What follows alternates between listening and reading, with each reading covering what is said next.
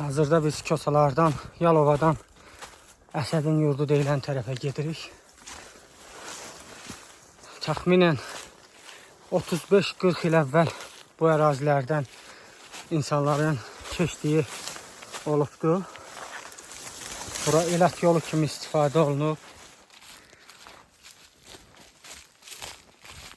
Əsədin yurdu istiqamətində gedərkən bəzən belə açıqlıq yerlərə çıxırıq. Buradan isə Qırqız dağları görünür. Qırqızın qarşı tayı tam gözəlliyi ilə bizi qarşılayıbdır. Bu qədim elət yolu o qədər gözəl mənzərəli bir meşəliyin içərisiyle keçir ki, ömrü boyu bax bu yolla getmək istərsən. Təxminən 1 kilometr gələndən sonra belə yıxıldım. Qarşımıza birinci dərə çıxır. Hazırda dərənin suyu gözəl və tutdur axmaqdadır.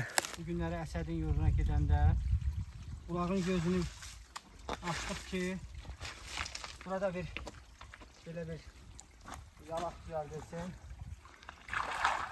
Vəhşi heyvanlar, cüyürlər buradan keçəndə biraz su mənbəyi əmələ gəlsin.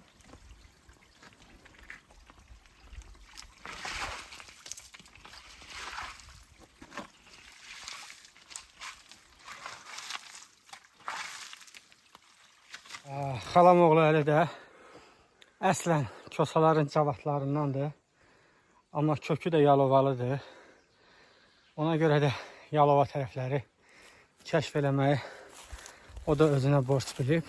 Bir xeyli gələndən sonra bax yenə belə bir böyük açıqlıq talaya gəldik.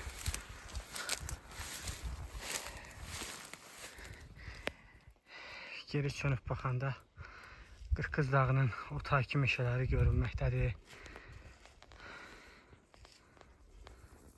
Kosalarda şimala getdikcə, yəni Qırqız dağlarına doğru meşələrlə getdikcə qarşımıza Qaraçöhrə də çıxmaqdadır. Bax, biri də orada qarşı taydadır. Bəli, artıq Əsədin yurdu istiqamətində gələndə 3-cü böyük açıqlıq yerə, talaya, hissəyə çatdıq. Bura bir neçə çayların qovuşduğu yerdir. Təxminən bax o aşağı hissədə Dərəpəyə deyilən yer var. Yanılmıramsa həmin ərazidir. Keçən il mən həmin ərazidə də olmuşam. Meşələrin gəlib. Bax, meşə yarğanlarının, dəryaçalarının hamısı aşağıda o hissədə toplanır və böyük bir çay kimi təxminən Ballıca istiqamətində axır.